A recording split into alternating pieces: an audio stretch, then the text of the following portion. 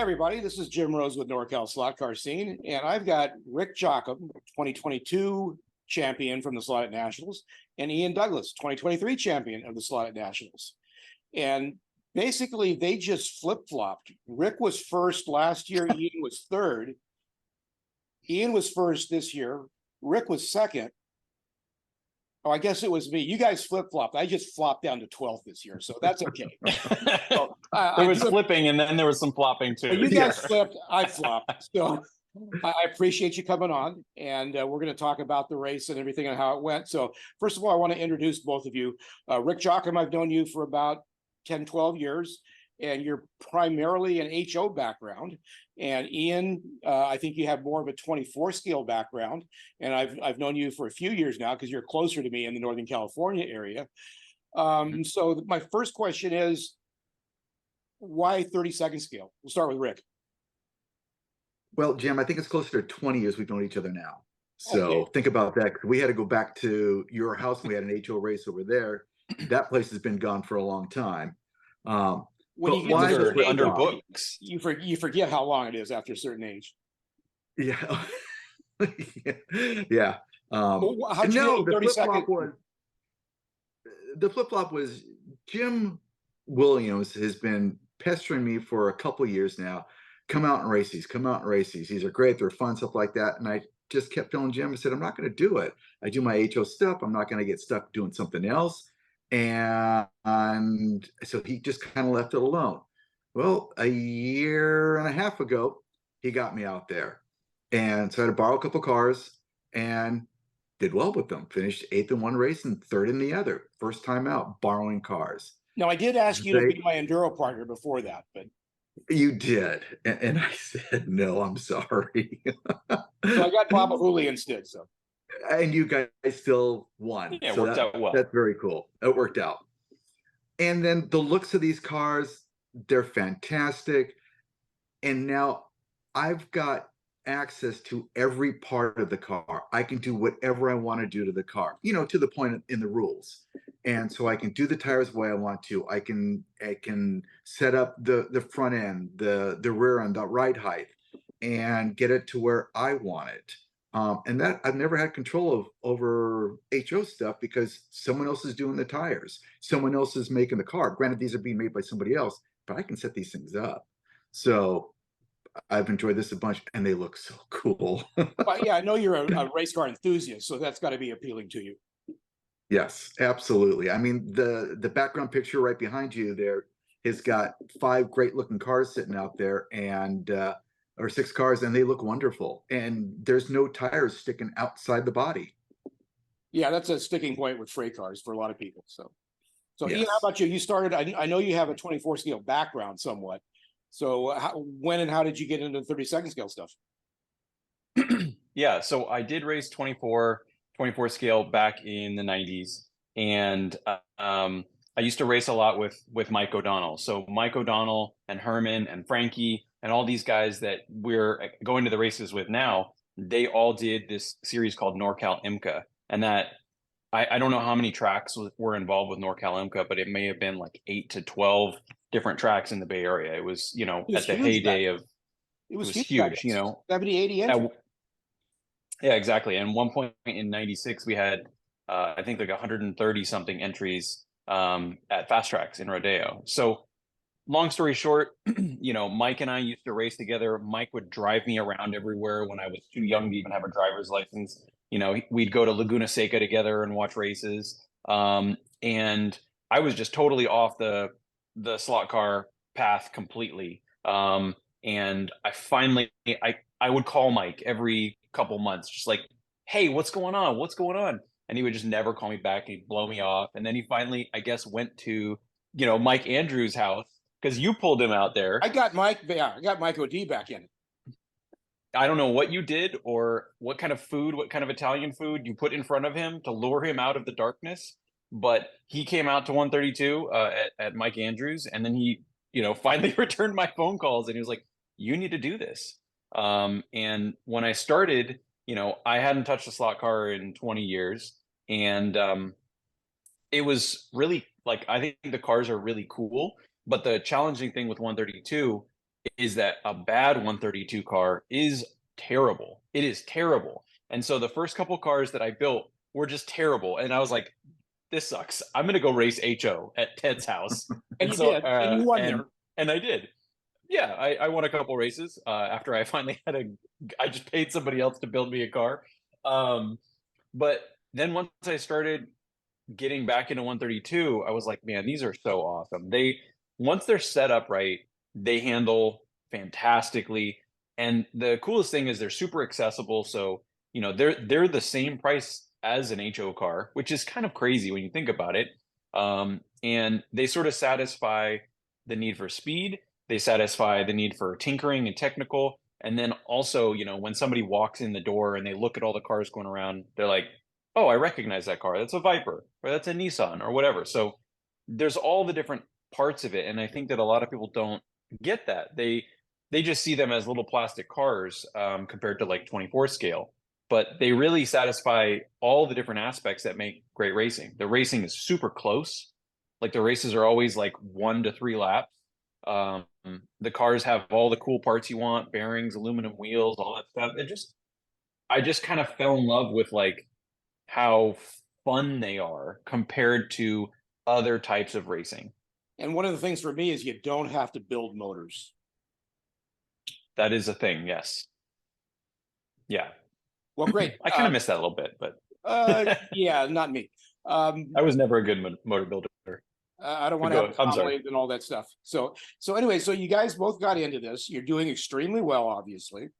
Let's go to this year's race. When did Ian? When you haven't been racing with us much on the local basis? You've really been preparing for this race for how long? 2 or 3 months? I took a couple races off. Throw me under the bus already. I took a couple races off, and Rick is like, "Oh, you bastard!" I've probably been working on this for 3.5 months, so it was a lot of effort. I came down a couple months ago to test, and it was okay, and then we basically just like redesigned everything and redid everything since then. It was a lot of work for 1 lap. So if you don't know, Ian's from Northern California, so he and I are both about 350 to 400 miles away. So we can't just pop over like Rick can. So Rick, you've been testing too, obviously. So when did preparations really start for the Nationals? About 3 weeks before the Nats. It wasn't the world's biggest prep for it. But when I went down there and Todd was there, and he was out there, we're kind of practicing at the same time, and Todd was just ripping off 6-1 laps after 6-1 lap after 6-1 lap. And at that point there, I know, I'm not even in the ballpark. So because I was 3/10 off at that point there, went back home, did some work, didn't do anything with the motor, just kind of let it naturally come in, and it got better and better and faster, and ended up being a really good motor. So the last week or so was a pretty good effort getting down there. I was there pretty much every day before that race. Kept trying the car, kept trying different tires, found a set of tires that I liked, stuck with them, and went from there. I did a lot of tires, a lot of different compounds, a lot of different. I tried both wheels from SlotIt. I tried the magnesium wheel and I tried the air wheel. I like the air wheel better. And then I ran a softer compound than most people did too. How much, unless both of you, in my opinion, tires is obviously a big deal. What percentage of the speed comes from the tires, or getting that last degree, getting down to, in your guys' case, in the 6.0 range, how much of it came from tires? Go ahead, Ian, champion. It's really hard to quantify. I typically tell people that the tires are 80% of these cars. Yeah, I would say that the speed comes from all the parts, but the difference between, I don't know, it's really hard to quantify. When you say speed, you just mean lap time, or do you mean? Yeah, lap time. Yeah, I mean 60, 80%. Yeah, probably. I would say that the tires are the single biggest differentiator between people in the field. I will say that. Yes, I agree with Ian. The tires, because Electric Dreams doesn't have tremendously long straights, it's all about the turns, and it's all about transition left and right. And if you can get that car to lock down going left and right, you're going to have a fast car, and that's where you're going to get your times from. So the tires that I ran end up coming in really, really well, especially as the race got closer. I kept using those same tires. It wasn't putting a lot of laps on them, wasn't putting a lot of laps on the car either, but knowing that they were getting better and better, and I didn't change anything with that. Made sure that the glue stayed, made sure that they were ready for the whole day. And even up into the finals, I went through the tires, took the wheels off, checked both sides, made sure that those things were glued in there. They were good to go, and it was a good race. And Ian and I we kind of took off, and the chase was on at that point there. Yeah. Last year, almost everybody ran the Jaguar XJR10, and there were various reasons for that. This year, most people were running the Nissan. When did you guys decide on the Nissan? Was it right away? I'm just going to concentrate on the Nissan, or I'm going to try a few others and see what happens. Rick first this time. I had a good running Jag out there, and as a matter of fact, one of the Jags that I gave away on Friday for someone else to run, I got that down to 6.0, and I thought, you know what, this could be a really good car, and it was Planet. Was that the car that Carlos drove? What's that? Is that the car that Carlos drove, aka No, someone else drove that. Okay, no, okay. Carlos didn't get it. Mario may have gotten a car, but no, I'm sure he's loving me for this one right now. Yeah. Someone else ended up driving that car, and it was still a really good car. The other car that surprised me was the Mazda, and we know who drove that. Yes, we all know who drove that. And that was a good car, but the Nissan was just more agile. It liked left and right a little bit better than the Jag. So that's why I went with the Nissan.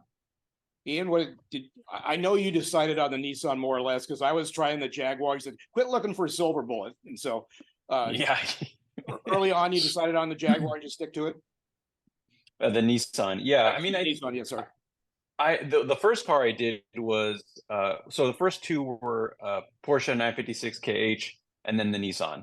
And I ran the 956 KH and the Nissan at Electric Dreams during that one practice session, and the 956 did not work. So I was like, you know what? I just need to focus on this one car and get the most I can out of this one car. It's like the prospect of trying to create 3 or 4 different cars is like insane and a nightmare for me.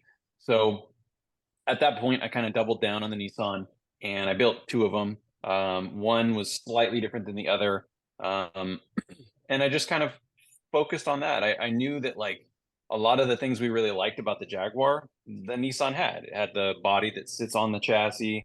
It has a long, guide to rear axle.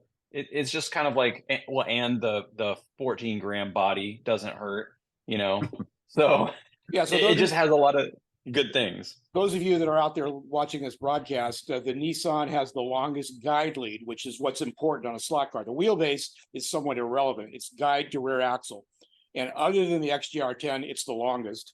And it's also the lightest car. So it's got some definite advantages. And I think that's why we saw that. So now you've got the cars. Yeah.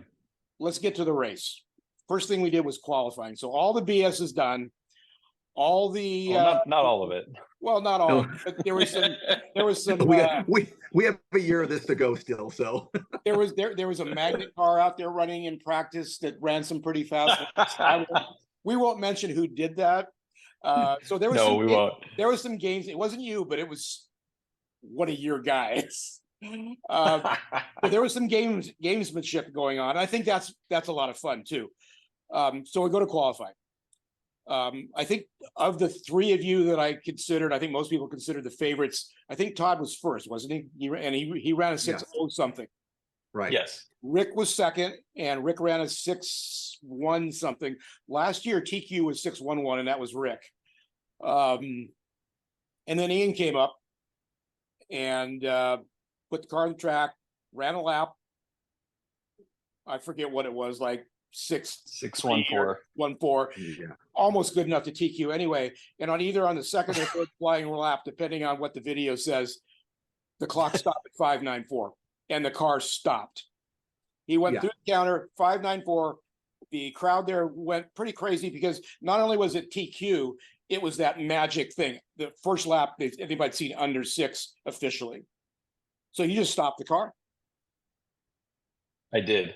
And I was standing next to a friend of mine, Sean Lee from Sacramento. He said, "Why isn't he going?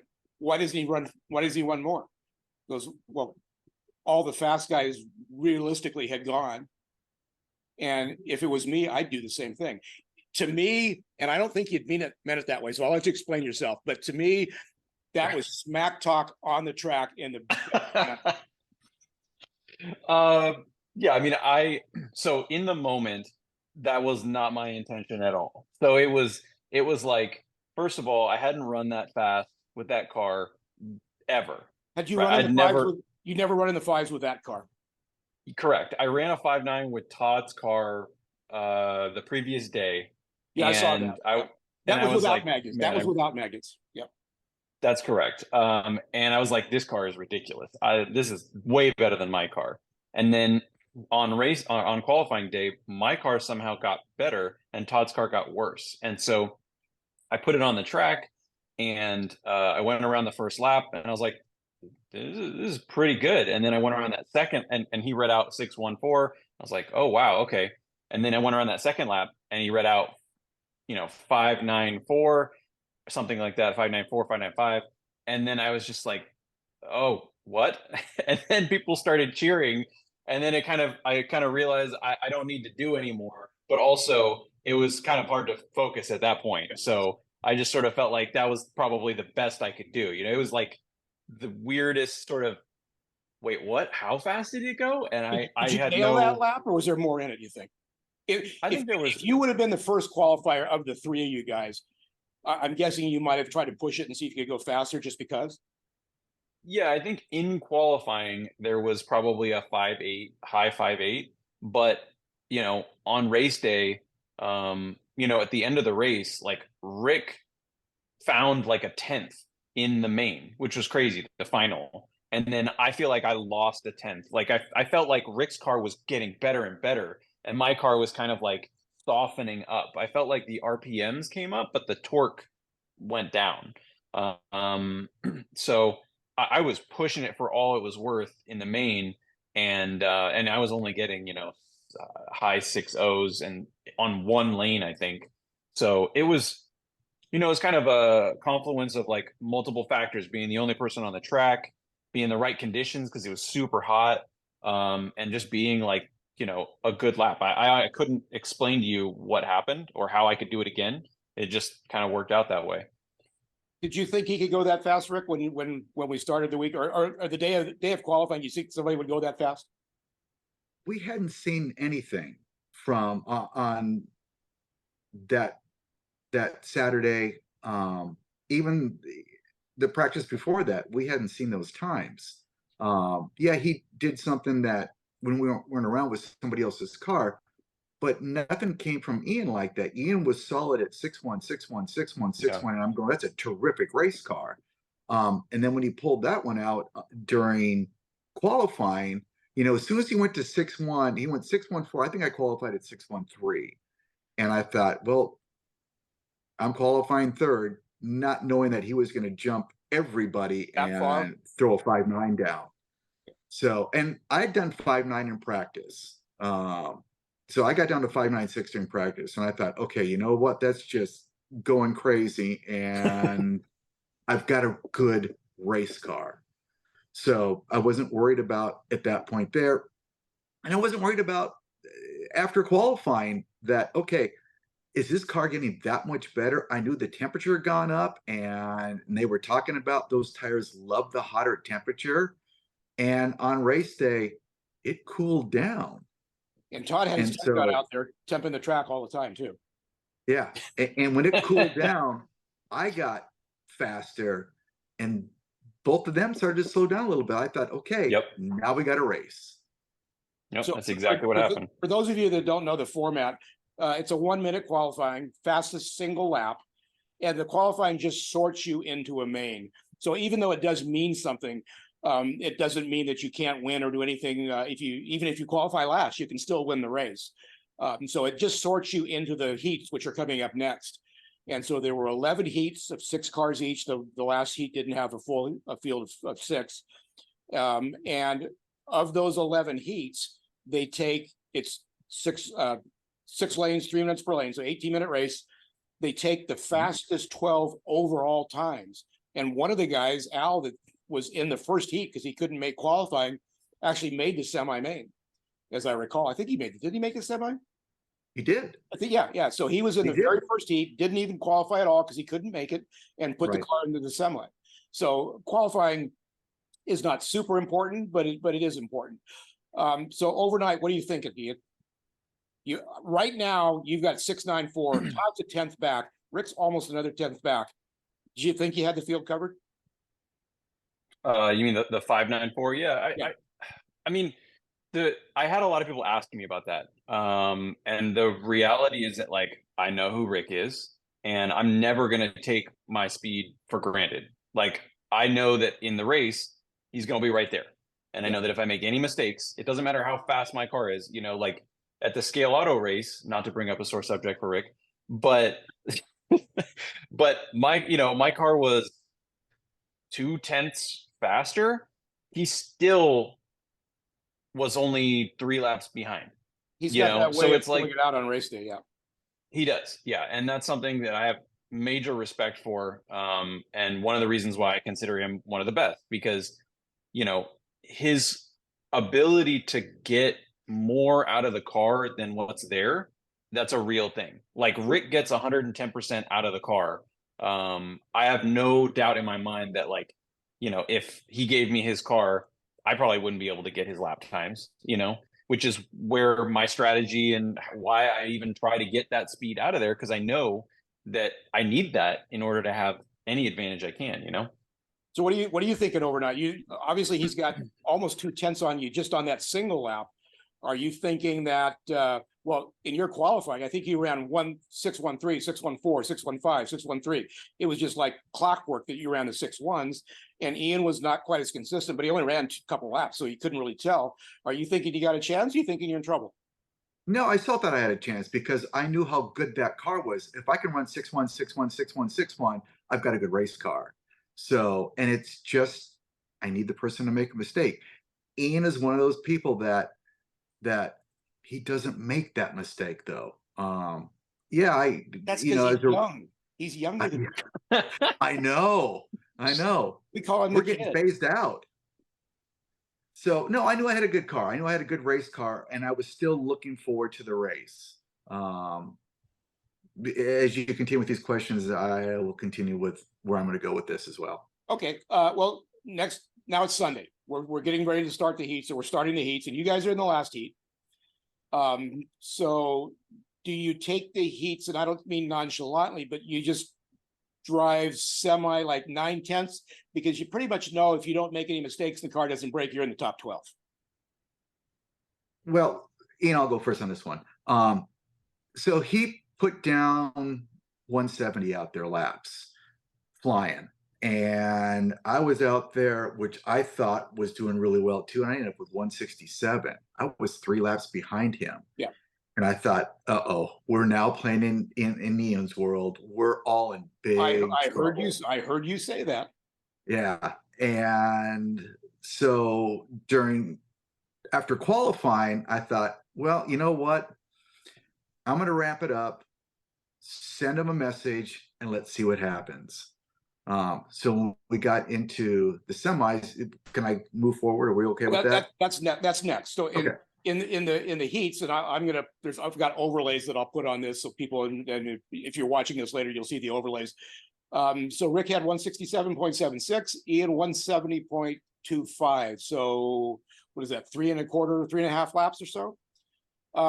Now the semis is the top 12. So you guys, your 2 times were 1 and 2.